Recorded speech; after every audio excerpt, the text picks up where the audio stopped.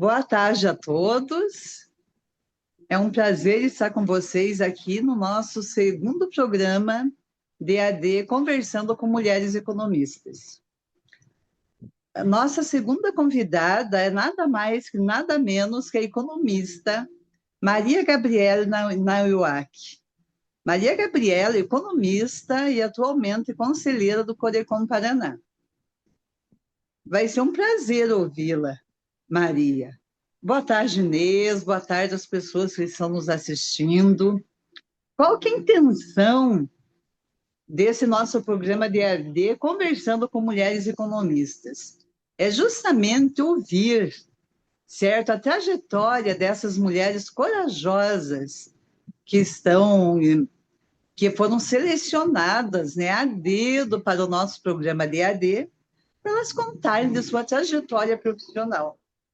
E que isso sirva de inspiração para aquelas pessoas que nos ouvem, porque muitas vezes, né, essa trajetória de algumas pessoas nos inspira tanto. Quantas e quantas pessoas não foram inspiradas, né, por um irmão, por um primo, por alguém que elas admiravam? Então, essa é a intenção do nosso programa DAD, Conversando com Mulheres Economistas.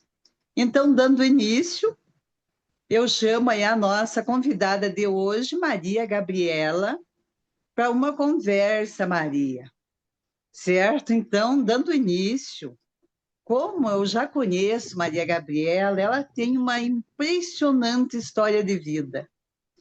Então, eu gostaria, Maria Gabriela, que você começasse rapidamente, é claro, nos contando como foi essa vinda aqui para o Brasil, de Angola para Portugal, de Portugal para o Brasil. E no meio de tudo isso, como surgiu o interesse em cursar economia? Que é a nossa primeira pergunta, né? A Tá palavra é certo. sua, Maria Gabriela. Muito obrigada, gratidão por antecedência. Oi, boa tarde a todos. Obrigada, Maria de Fátima, pelas palavras. Eu que agradeço muito a oportunidade de ser convidada por você para poder apresentar a minha experiência de vida. E agradeço também ao Corecon e ao nosso presidente do Corecon também. Muito obrigada mais uma vez, Maria de Fátima, porque é uma honra estar aqui, apresentando a minha história de vida. Então, a Maria de Fátima me perguntou a minha trajetória, como é que eu cheguei aqui no Brasil, né? Eu nasci em Angola, morava em Angola, né? E em 74, com a Revolução dos Escravos em Portugal, as ex-colónias portuguesas foram-lhe dado a independência. Então, na hora que foi dada a independência, o governo que assumiu era um governo comunista. E quando ele assume, ele confisca todos os bens de toda a população que morava em Angola, principalmente a população portuguesa que tinha emigrado para Angola para ter uma vida melhor. Então, a gente se viu de um dia para a noite sem nada. Tá? O dinheiro que se tinha em bancos foi confiscado, as casas, o comércio, tudo foi confiscado pelo governo, então a gente ficou sem nada, efetivamente. E com isso, a população teve que sair das ex-colónias, no nosso caso, saímos de Angola e fomos para Portugal. Só que é assim, ó, quando eu saí, então eu vou contar um pouquinho mais, porque a história é um pouco até doída às vezes, mas eu acho que me faz bem, até tipo fazer uma catarse de tudo isso daí. Então, quando eu saí de Angola, os meus pais ainda ficaram. Eu saí com uma tia que era funcionária pública e o governo português começou a tirar primeiro os funcionários públicos de lá. Então, os meus pais mandaram a mim e às minhas irmãs com essa tia. Nós saímos da cidade onde morávamos e fomos para a capital, Luanda. Só que era assim, a Europa e Portugal fizeram uma ponta aérea entre Luanda e Lisboa para evacuar essa população. Só que assim, não tinha avião suficiente. Então, o que é que a gente fez? A gente saía da cidade, íamos para Luanda, ficávamos num campo de concentração à espera de voo para Portugal. Então, nós ficámos ainda uma semana na capital, dormindo no chão, tá? Comendo a comida de guerra, aqueles enlatados, à espera que a gente tivesse oportunidade de voo para Portugal. Ok, conseguimos, fomos para Portugal. É assim, nós ainda tivemos, a minha família teve sorte porque nós tínhamos família em Portugal, então fomos para a casa dos meus avós. Teve gente que simplesmente não tinha ninguém em Portugal. Então, o governo português teve que acolher essas pessoas. Teve gente que foram morar em hotéis. O governo pediu que alguns hotéis abrigassem essas pessoas, porque eram pessoas que, na verdade, já tinham nascido lá, mas não eram descendentes de portugueses, né?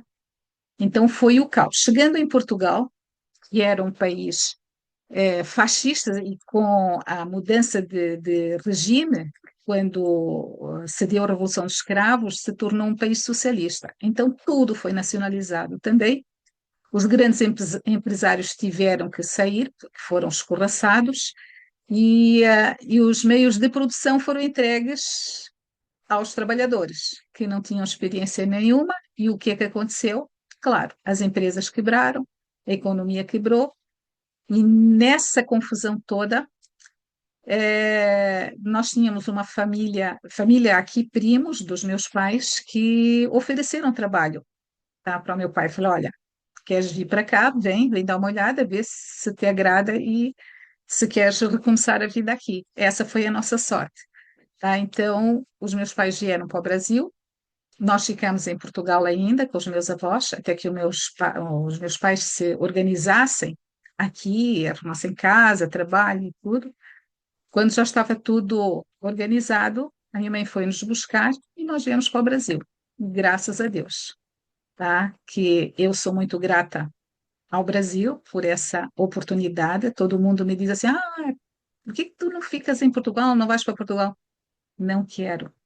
Não tem um país como o Brasil, oportunidades, o clima, as pessoas, tudo, apesar dos pesares do que a gente está vivendo, mas Portugal, o Brasil ainda, para mim, é o melhor país para se viver, tá? Então, eu cheguei, então viemos para o Brasil, só que eu não vim para Curitiba, fui para o Moarama, fiz o terceiro científico em Moarama, precisava fazer faculdade, vim para Curitiba para a casa de uma tia que também veio de Angola. Então, fiquei na casa dela, fiz vestibular, porque eu já sabia que queria ser economista, porque ah, ah, quem me despertou essa vontade para a economia foi um primo, né? Então, eu achava lindo eu fazer economia. Falei, também vou fazer economia. Então, cheguei aqui, fiz vestibular, passei na Federal e já estou há 44 anos formada como economista. É uma vida, né? Então, já tenho uma longa vida como economista, né? Então, como é que eu comecei a trabalhar como economista? Me formei, só que quando eu terminei a faculdade, eu tinha casado há pouco tempo e daí saí à procura de emprego na iniciativa privada. Eu, daí foi muito difícil. Aliás, eu não consegui, tá? Porque cada vez que eu batia na porta de alguém, não tem, não, o teu currículo não dá, não tem experiência, não é? Mas no fundo era porque eu era recém-casada e possivelmente eu iria ter filho logo, e isso daí as empresas nunca quiseram, né? Há 40 anos, há 44 anos atrás, era muito complicado, né? Então, as oportunidades da mulher eram cerceadas, né? Só que daí eu fiz um concurso Maria público. Gabriela, não Ah, querendo interromper, pode interromper maravilhosa a tua quando fala até qualquer um agora. pode interromper. Diga. Eu quero saber um pouquinho antes, como é que foi o curso de economia? Você já nos contou que Uhum. teu primo foi inspiração. Atendeu às suas expectativas o curso? O que que você esperava desse curso de economia? Você tinha alguma expectativa? Teve desafios, etc. e tal? Eu gostaria que você falasse antes da gente passar para a tua vida Tá. profissional. Então, assim, o curso de economia me satisfez plenamente, tá? Eu não tinha, assim, não sabia exatamente o que esperava, o que que viria dentro do curso de economia. Mas teve algumas matérias realmente que brilharam o olho, tá? Então, toda a parte de cálculo, de econometria, tá? Até de contabilidade, eu gostava muito dessas matérias, tá? Então, gostei muito dessa parte mais de cálculos, de números, né? Da teoria, eu gostei com história e tal, mas não me satisfez isso daí, tá? Então, foi nessa área que eu pensei assim, então eu vou trabalhar com números, tá? Então, foi nisso daí que eu resolvi enveredar por essa área. Tanto é que nunca quis enveredar pela academia, tive oportunidade de fazer até mestrado e tudo mais para dar aula, mas não era isso que eu queria, tá? Eu gosto de pôr a mão na massa, de fazer cálculos, enfim, que é o que eu, na verdade, o que eu estou fazendo agora como perita, isso daí, tá? É sensacional. Então, Então, Maria de você já Fátima, tinha claro, né? Já estava sim, definido o teu caminho para a perícia, né? De certa eu forma. acho que sim. E eu só lamento que naquela época não tinha matérias de perícia, tá? Porque se tivesse naquela época matéria de perícia, pode saber que eu já teria entrado de cabeça nisso daí, né? Mas Você então, falou, Maria é, Gabriela, que naquela aham, época era cerceada ainda, né, a atividade da mulher no mercado de trabalho. Você sentiu sim, muito isso? Conta para nós como é que foi sim. essa tua Eu, entrada no mercado de trabalho, as dificuldades, os desafios, e claro que você superou. não, Porque claro, hoje é o que nós assim, temos aí é uma mulher confiante, uma mulher, eu já vi você falando de perícia, fiquei entusiasmadíssima, certo? Porque a pessoa, quando faz bem feito as coisas, ela fala com paixão. E você tem essa paixão, que é muito importante na profissão. Então, eu eu digo gostaria uma, que você nos falasse isso, né? Na época, tá, porque você entrou no mercado de trabalho justamente na época, né, que muitas oportunidades ainda não eram, né, favorecidas a nós mulheres, né? Então eu gostaria é que você verdade. falasse agora para nós como é que foi, né, essas dificuldades, os desafios, e é claro que você superou. Então isso aí Não, também a sim. gente vai gostar de, gostaria de saber. Então, Maria de Fátima, foi como eu te falei, eu saí da faculdade e fui, mandei currículo, fiz entrevistas, tá? E nada. Daí eu descobri que efetivamente não me chamavam porque eu estava em período reprodutor, digamos assim, e as empresas não contratavam mulheres, né, nesse período, até porque elas fatalmente dali a pouco iriam engravidar e isso daí seria um prejuízo muito grande. Tanto é que eu fui atrás de um estágio, tá, numa empresa. Eu falei, pelo amor de Deus, me deem pelo menos um estágio. E eu tive que me inscrever num curso de técnico de contabilidade para poder ser estagiária, já formada. Então, para eles me poderem contratar como estagiária, tá? Porque ninguém queria me contratar justamente por conta disso daí. Então, isso daí eu senti muito, né? Tá? Essa discriminação porque sou mulher, vou ter filho, não até pela capacidade, mas pelo fato de eu de estar na época de ter filhos, tá? E isso daí realmente me doeu bastante. Só que, entretanto, eu fiz um concurso, tá? Daí não fiquei muito tempo assim, fiz um concurso público, passei, então daí não tive assim mais problemas nessa área. E no decorrer da minha carreira, depois não tive mais esse tipo de problema, até porque eu tive uma empresa, ainda tenho, né, uma empresa de consultoria, que eu faço projetos de viabilidade econômica, trabalhos em recuperação de empresas, agora faço perícias, tá? Então, mas antes dessa empresa, eu também, depois, uma época depois, e assim, eu consegui um emprego depois, porque era uma amiga do meu marido que me deu oportunidade numa empresa, tá? Então, aí a coisa engrenou, tá? Mas aí também eu já tinha as minhas filhas, já não, tá? Não, não precisa, não tinha o perigo de engravidar, enfim.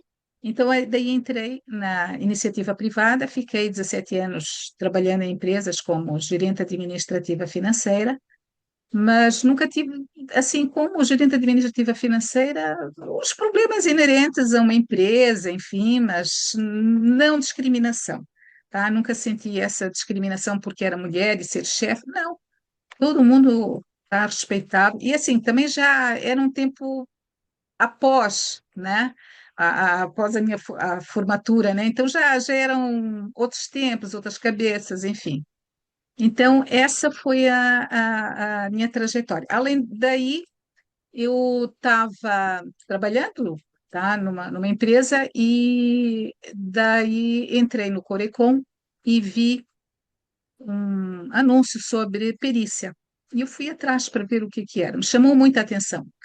Então, em 2017, comecei a fazer cursos de perícia, fiz uma pós-graduação em perícia e de lá para cá é com isso que eu tenho trabalhado e que realmente tem me realizado profundamente, porque assim é uma atividade que eu trabalho com números, com resultados, isso daí me preenche totalmente como economista. Eu tive a oportunidade de trabalhar como economista em, em projetos de viabilidade econômica, que são essas atividades que nós, como economistas, fazemos, né? Já fiz análise de mercado, enfim, todas aquelas atividades elencadas na nossa lei, tá? Algumas delas eu trabalhei nisso daí. E agora, tá? Nesse atual momento, efetivamente eu trabalho com perícia, tá? Então, é isso. Alguma pergunta, alguma coisa que alguém queira perguntar mais sobre isso daí? Bom, eu vou falar um pouco da perícia para quem não conhece. É isso que eu ia te perguntar, Maria Gabriela. Tá. Certo? E é Como assim, que foi? Porque hoje, né, principalmente, eu fui professora durante muito tempo, na realidade, 34 anos, e em relação à perícia, os nossos alunos, a nossa universidade, uma universidade estadual, sempre eles questionavam, né, eles estavam fazendo economia e a grande maioria não tinha ideia em que área do é mercado verdade. de trabalho. A grande maioria ligava a Uhum, economia, né, a bolsa de valores, a política econômica, macroeconômica, ou isso. seja, trabalhava numa secretaria, etc. e tal. Uhum, Mas eu sempre brincava, né? Mas, gente, vocês podem ser profissionais liberais, como um advogado, prestar consultoria, assessoria. Eu sempre falava da lei, né, para direcioná-lo. E com essa preocupação, eu coordenei 2 cursos de perícia econômica financeira, apesar de não ser perita, eu trabalho com consultoria empresarial, além da docência. Eu uhum. coordenei 2 cursos, e aí o que eu senti, aquela sede do nosso aluno, né, por alguma coisa, digamos, palpável que eles pudessem fazer. E daí eu fiquei apaixonada pela perícia. Nós fizemos 2 pós-graduações, certo? E dessas 2 pós, nós tivemos frutos, né? Inclusive, vários colegas meus do conselho trabalharam conosco lá dando aula. Eu me apaixonei porque Uhum. realmente é uma coisa, digamos assim, para quem gosta de número, né, líquido e certo de trabalhar, é uma atividade, além de bastante rentável, também muito procurada pelas pessoas. É Então, aí que verdade. vem minha pergunta, né? Na perícia, você já falou que é perito, etc. e tal, que faz perícia, já fez consultoria e outras atividades. Como é que foi? Eu queria que você fizesse uma ligação entre. Aí você entra no Corecon Paraná como conselheiro, certo? Eu gostaria que você nos contasse um pouco essa fase, né? Porque ali daí surgiram, você já foi coordenadora da comissão de perícia, vários Verdade. cursos foram feitos, né? Então, essa contribuição é muito relevante, principalmente para as pessoas, né, sedentas de conhecimento que vão à procura, né, de uma Eh, profissão. Então, eu tá. gostaria que você falasse isso para nós agora. Como é que foi essa tua entrada, né, no Corecon, ou como o Corecon contribuiu, né, e o que você contribuiu, porque eu acho que mais você contribuiu. Eu te vi em Então, tá. vários cursos, né? Eu ligava aqui meu celular quando eu tinha curso, aí ficava quietinha, só ouvindo, né? Maravilhosa, certo? Então eu gostaria agora que você nos contasse dessa parte aí, o Corecon na vida da Maria Gabriela e a Maria Gabriela na vida do Corecon Paraná. Sim, mas antes disso daí, Maria de Fátima, eu acho que eu preciso só falar uma coisa sobre a perícia e o perito. É assim, para ser perito, tem que ter um conhecimento profundo, tá?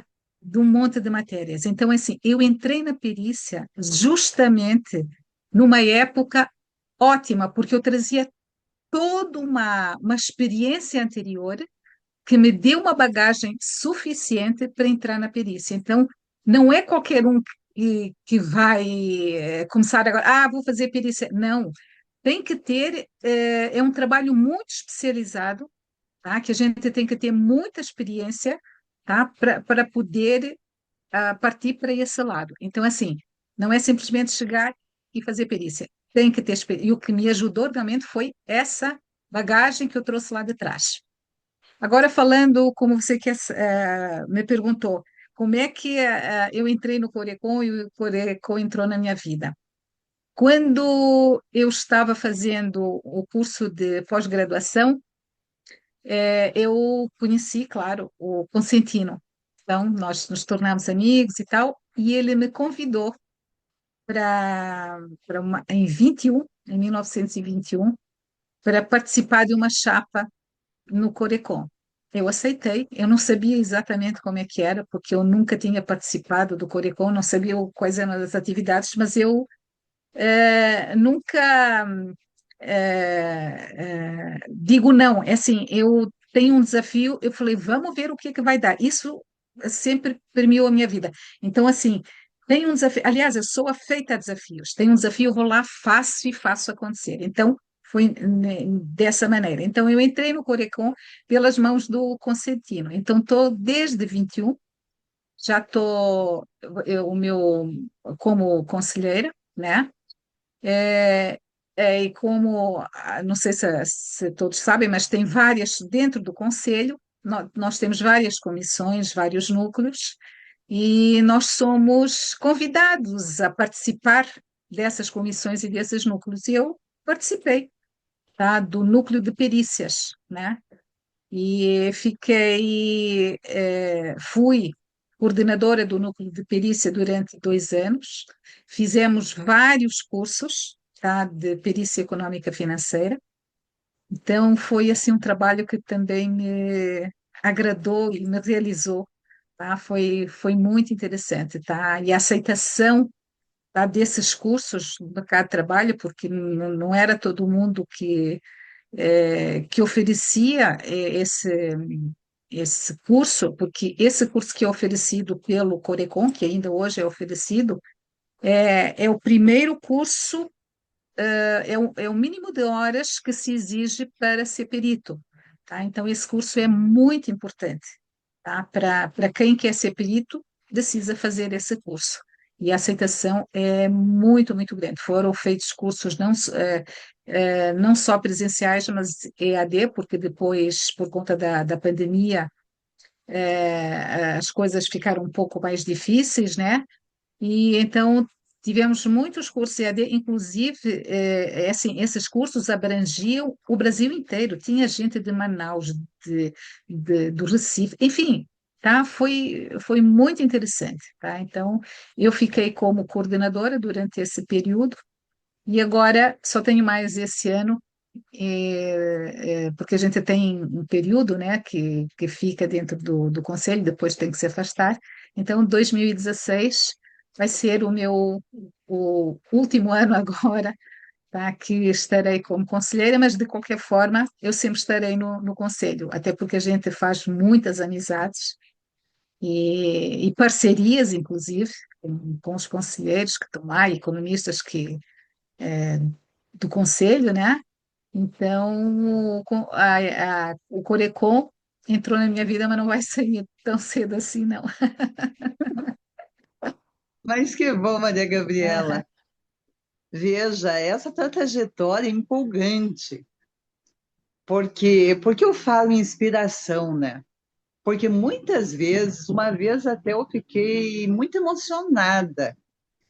Durante uma formatura, eu fui nome de turma, a gente estava na formatura, né? E alegria, alegria. E aí, a hora do discurso, a menina que foi falar em nome da turma, ela falou uma coisa que marcou minha vida. Ela falou: não, só queria começar dizendo o seguinte, professora, que você foi minha inspiração de vida e a inspiração para eu seguir minha carreira, né? Muito obrigada. Ela começou o discurso, aí eu chorei, claro, né? Então, veja, às vezes, né, você nem pensa em ser inspiração e você é. Então, isso nos torna responsáveis por muita coisa. E Sim, você, tenho certeza que foi inspiração de muitas pessoas, espero certo? que sim, tenha contribuído de Não, alguma não forma, espere né? que sim, eu falaria, Maria Gabriela, com certeza, certo? Porque aqui é aquilo que eu falei, quando a gente desenvolve, esse é o segredo, nossa profissão com paixão, ela dá frutos, ela É inspira, verdade. certo, outras pessoas, então isso é um trabalho maravilhoso. O porquê que eu trouxe, né, esse programa DAD aqui?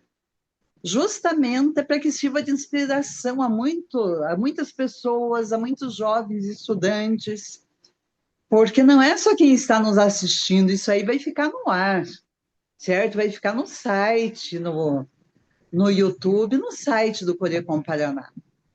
Uhum, E aí, uhum. vamos, continuando nossa conversa, muito interessante, certo? Ainda tem um tempinho, não se preocupe, ainda dá para a gente Tá. conversar um Falar mais pouquinho um mais pouco. contigo. É mais um pouco. Hoje, né, esses tempos, durante até as pessoas, né, conversando com os professores, que a demanda pelo curso de economia nas universidades está caindo,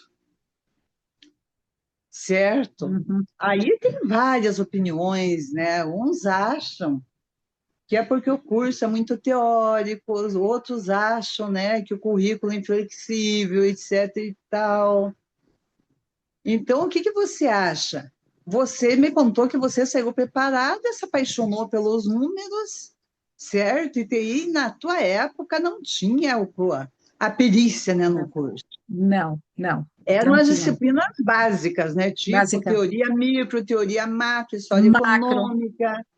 A que mais ou cálculo menos era prática era aquela de elaboração, na minha época, elaboração e análise de projetos, né? de projetos. Isso que eu também tive, Que exatamente. demonstrava, né, alguma coisa. O Uhum. que será? Eu queria saber, só na sua opinião, o que as universidades deveriam para fazer para chamar mais economistas? Porque nós, o conselho, está fazendo a sua parte, né? Sim, E as universidades, na tua opinião, hoje nós já conseguimos, em algumas universidades, conselhos em parceria com as universidades, Incluir a matéria de perícia econômica como optativo. Incluir a UEL de Londrina, aqui no Paraná, tem consultoria empresarial.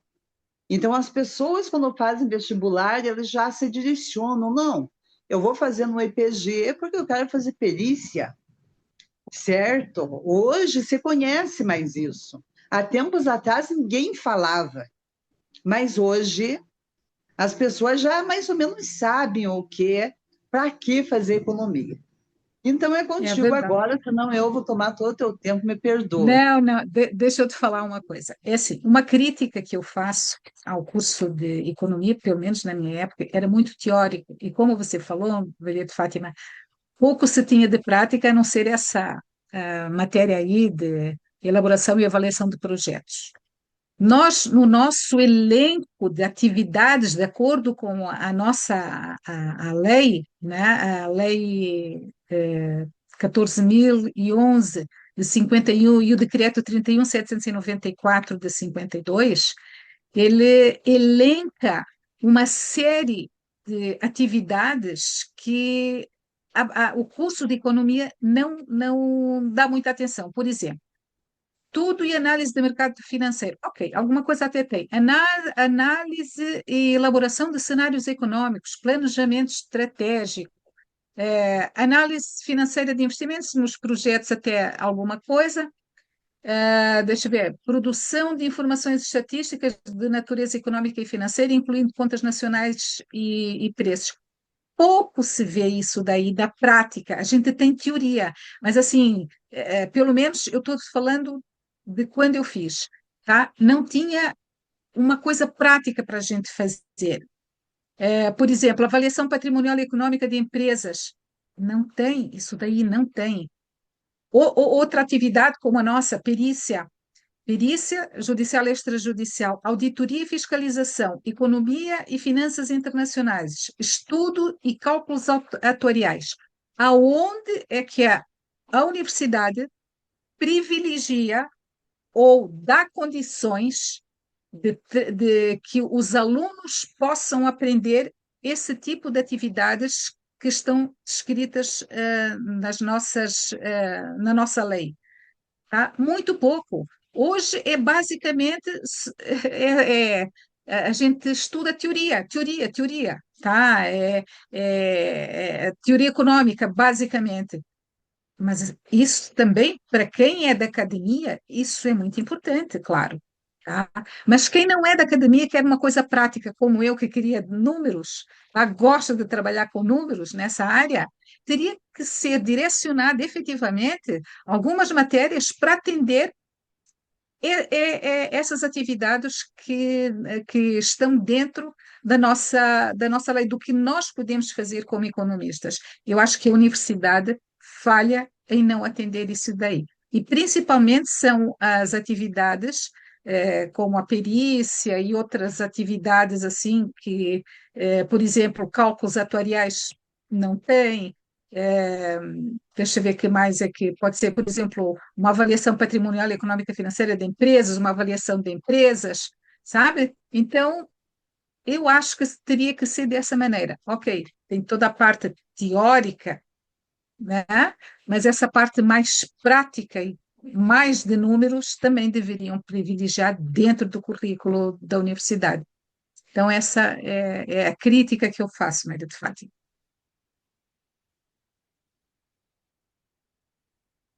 Obrigada pela. Esse é um assunto bem controverso, mas é importante que a gente fale, Maria Gabriela, porque o nosso aluno, né, e tem aquela eterna discussão, né, que a universidade não é para formar técnicos, é para formar cientistas, Mas certo? nós Só podemos ser que, cientísticas. Aham. exatamente, mas Nessa também, área? Aham. hoje, se você levar isso aí na prática, o nosso aluno faz uma universidade para se qualificar mesmo. Ele quer ver uma profissão, etc. e tal. Então, essa questão também. Agora, vamos continuando agora. Obrigada pelo teu ponto de vista. Continuando, né? Você continua na comissão de perícia do nosso Corecon, né? E para sim, aqueles uhum. interessados, né, em se especializar mais em perícia, vocês já têm ideia do que cursos vão ter esse ano, Gabriela? Ainda Já tem um não, plano Maria. de trabalho, já tem alguma coisa que vocês podiam nos adiantar para animar o povo, né? Que Olha, ainda não foi feito para esse ano, ainda não foram definidos quais os cursos que serão disponibilizados nessa área, tá? Então eu vou ficar devendo, mas eu sei que todo ano tem o curso de formação de peritos, é um curso de 70 e poucas horas. Então, teremos esse daí agora, não sei se, não no primeiro semestre, acredito que não, mas no segundo semestre normalmente tem, tá? É um curso muito procurado. Então, seriam esses aí, tá? Outros cursos assim não temos, assim, em princípio, nada programado. Bem, continuando nossa conversa aí, vamos falar só para. Ainda temos um tempinho. Hoje nós sabemos, né? Nós somos economistas. Qual você acha que é o papel do economista na conjuntura atual? O que que nós podemos fazer para contribuir? Que nós estamos assistindo aí, né? Uma economia com muita desigualdade social. A economia tem inflação, embora muitos digam que não tem inflação. A desigualdade é premente, temos vários problemas, né, que são da nossa área de economia. Agora vamos olhar aí a nossa visão de economista, porque o economista, ele gosta de número, mas também nós temos uma função bastante social, né? É Como você verdade. vê o papel do economista nesse cenário brasileiro hoje, né? Porque ser economista, digamos assim, quando tudo está bem, é maravilhoso, né? É verdade. Agora, Numa ser situação, economista porque numa situação, digamos assim, principalmente de muita desigualdade social, que é o problema sim, mais premente, né? é Então, para a verdade. gente continuar, depois eu vou só abrir um pouquinho para se tiver alguma pergunta no chat. Então, para a gente continuar e depois fazer o encerramento, qual é a tua visão sobre isso e qual a função no economista? O que nós podemos fazer nesse cenário, né? É claro, por favor, não precisa responder como ministro de Estado, nada, né? É só nossa Não, opinião pessoal da Maria Gabriela, certo? Para esses prementes problemas sociais que hoje assolam o nosso país. olha, como economista, nós temos uma responsabilidade muito grande nesse sentido, até porque nós trabalhamos toda essa parte social, né? Então, nós estudamos toda essa parte social. Só que eu vejo que os economistas, atualmente, têm uma certa dificuldade até eh, eh, de apresentar ou de o que se aprende na academia, tá? De aplicar tudo isso daí, porque é, eu sinto que o economista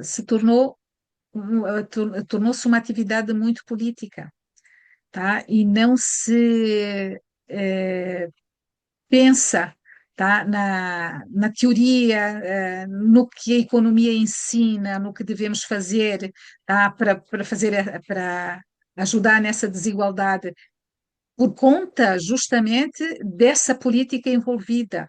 Tá? Então, hoje, a dificuldade de se tornar um economista de sucesso, muitas vezes existem bons economistas no governo que querem mudar a economia e tudo mais, mas por conta da política que está tão entranhada nesse meio aí, não dá oportunidade de se fazerem as ações necessárias para que o país possa desenvolver. Tá? Então, eu vejo dessa maneira, né? Então, nós temos uma grande dificuldade. Mas, paralelamente a isso daí, tá? O que que a gente pode fazer no nosso dia a dia? tá? Então, eu acho que, como economista, se a gente tiver oportunidade de participar de fóruns para ajudar a desenvolver políticas públicas para melhorar a, a nossa economia. Por exemplo, eu estou falando isso daí porque eu faço parte do Fórum Permanente da Pequena e Microempresa. Eu acho que dessa maneira, que é um fórum que visa gerar políticas públicas para desenvolver a pequena e microempresa. Então, o que nós fazemos ali dentro daquele fórum é exatamente isso daí, criando ou desenvolvendo políticas públicas para que se desenvolva a pequena e microempresa e assim, isso daí vai ajudar no desenvolvimento. Então, nós como economistas temos que nos associar a esse tipo de entidade, enfim, temos que procurar, até no governo, algumas, como conselheiros, enfim, para ajudar, para ver se a gente consegue efetivamente melhorar um pouco e dar uma contribuição para a sociedade. Então, seria dessa maneira. Outra coisa que eu também fiz, Maria de Fátima, eu participei de uma, chama-se Junior Achievement, é uma entidade que junto às escolas, ensina os alunos a serem empreendedores. Então, a gente vai lá e ensina, por exemplo, a gente ensina a como montar uma empresa. E toda essa parte do empreendedorismo relativo a esse desenvolvimento, a gente ensina dentro das escolas. Esse é um trabalho voluntário que eu faço também, tá? Então, eu acho que nós temos que ir atrás de atividades que a gente possa contribuir para modificar essa situação. Seria isso daí. Maravilhoso, viu como tinha mais coisa para falar, Maria Gabriela? É, Você é fantástica, menina. Muito bom ouvir você, porque veja, obrigada. então justamente o objetivo dessa pergunta foi que mostrar que nós também podemos, certo? Apesar de não estarmos envolvidos, né, diretamente na política, nós também, através de nossas ações, vocês viram que Maria Gabriela falou, certo, do fórum, e tem muitas outras instituições Tem, aí tem. Aham. que nós damos oportunidade de prestar o nosso conhecimento como economistas e, mais importante que isso, como cidadãos. Isso mesmo. Isso é fundamental. Cidadania significa isso, certo? Então, veja como a economia é importante. Ainda temos só um tempinho, mas tá aqui, eu queria te perguntar. Você tem uma fluência maravilhosa. Eu gostei, tua fala é fácil. E eu, como professor, eu admiro, sabe, as pessoas que têm fluência, que têm fala fácil. Você nunca pensou em deixar mais pessoas felizes sendo professora, Maria Gabriela? Já me perguntaram isso daí também, mas assim, eu não sei, nunca enveredei por isso daí. Não sei se eu teria vocação para isso daí, Maria de Fátima, tá? Porque eu tenho uma certa, agora nem tanto, mas sempre tive uma certa dificuldade de ir lá na frente, fazer uma explanação, falar alguma coisa. Acho que por conta disso daí eu nunca fui para essa área. Mas de repente, quem sabe, né? Né? E assim, por exemplo, sei lá, por exemplo, falar de perícia, que é uma coisa que me empolga, de repente sai naturalmente, é uma coisa fácil, né? Então, de repente, pode ser até que um dia surja uma Mas veja, oportunidade temos para uma isso daí. pergunta, Maria Gabriela, Sim, aqui no chat. Deixa eu ver para você aqui. diga. É uma pergunta da Silvânia. Ela diz o seguinte: apesar de termos evoluído muito, apesar da sua experiência positiva, o mercado de trabalho ainda é muito masculino. Qual a importância de ações como, como a dessa comissão na diminuição, na nossa profissão, das diferenças e oportunidades no mercado de trabalho?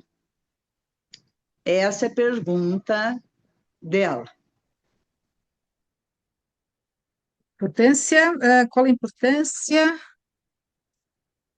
Se você quiser, pode essa entrar da no nossa chat, coisa? aí está no chat aí a pergunta. Tá, eu estou olhando aqui, sim. Apesar de termos evoluído, sim, é verdade. Essa diferença entre as oportunidades masculinas e femininas, isso é fato. Tá? Isso daí realmente a gente não pode negar.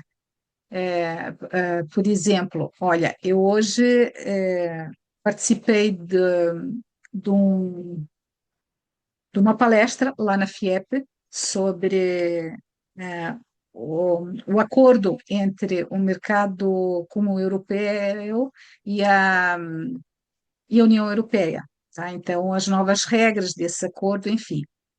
E assim, o que eu via é a grande maioria ali dentro daquele salão, tá? Só tinha homens, é verdade. A grande maioria, muito poucas mulheres que estão indo atrás. É assim, eu não sei se é indo atrás, ou nós já fomos, nós mulheres já fomos atrás, ou eles também não dão oportunidade. Mas assim, eu acho que a gente tem que começar um trabalho de formiguinha e se impor, tá? Nessas oportunidades. A gente também tem que ir atrás. A gente não pode também, tudo bem, nós é muito mais masculino do que feminino. Ok, essa é a situação. E o que nós fazemos para modificar essa situação? Temos que ir à luta, as coisas também não são fáceis para ninguém. Então, eu acho que a gente tem que buscar, tá, as oportunidades e se impor também. É assim, eu sempre me impus de alguma forma, quando eu queria alguma coisa, eu ia lá e fazia, mas a gente sabe que efetivamente a predominância masculina é ainda muito maior. Mas nós temos essa obrigação de minimizar isso daí, ir atrás. Tá? Então, nós também temos que arregaçar as mangas, ir à luta e falei, não, eu também quero essa posição aqui. Tá? Somos tão competentes quanto, né? Ou até mais, em algumas situações, tá? Então, acho que deveríamos trabalhar e ir à luta e nos posicionar dessa maneira. Bom, seria isso. Perfeito, Maria Gabriela. Eu vou colaborar um pouco com essa tua pergunta, Silvânia, que é o seguinte: há 30 anos atrás, 30 não, acho que mais, desculpem, é que se eu falar mais, vocês vão descobrir minha idade. Mas há muito tempo atrás, quando eu estava começando como professora, eu me envolvi num trabalho de assessoria a empresas, pela universidade, junto com a Secretaria de Indústria e Comércio da cidade. E nessa ocasião, eu que coordenava o trabalho, nós fundamos no município aqui da nossa região, nos Campos Gerais, uma associação comercial e industrial que o município não tinha, a gente achou que era importante. E quando eu cheguei para a reunião, só tinha homens. E há poucas mulheres acompanhando o seu marido. E uma perguntou, quando eu subi para falar, certo? Eles fizeram lá, tinha uma palestra de abertura. Quando eu subi, me chamaram como coordenadora, certo? Uma senhora me perguntou o que eu estava fazendo ali, que isso aí era coisa de homem. Eu falei, não, isso aí é coisa de pessoas que querem fazer, senhora. Foi a única resposta que eu dei, certo? E aquilo que que Maria Gabriela fala é muito importante. Nós temos que se impor, certo? E ser competente diz muito sobre isso. Porque a competência é quando você tem o conhecimento, quando você se esmera e não pensa em que é difícil ter conhecimento. É Conhecimento é verdade. você se dedicar e buscar aquilo que você quer. A coisa se resolve. A partir desse momento, eu não tive mais problemas em lidar com aquele município que a gente estava assessorando.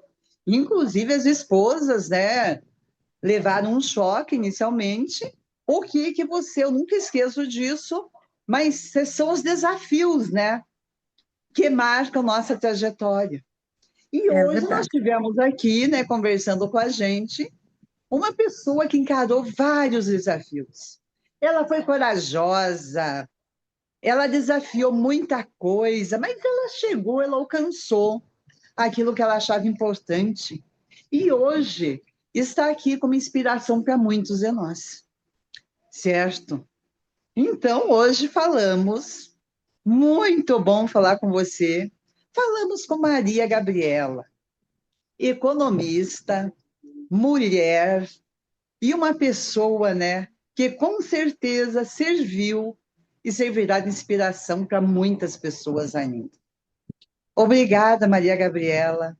Foi fantástico falar com você hoje, certo? É disso, né, que hoje nós precisamos dessa sociedade, né, mais empática, mais acolhedora, uma sociedade, né, que nos apoie, que nós dê proteção e principalmente esse conhecimento que você nos trouxe. Mulher inspiradora você. Muito obrigada. Obrigada às pessoas que nos assistiram. Obrigada à Inês, nossa assessora de imprensa, que nos dá todo o apoio logístico.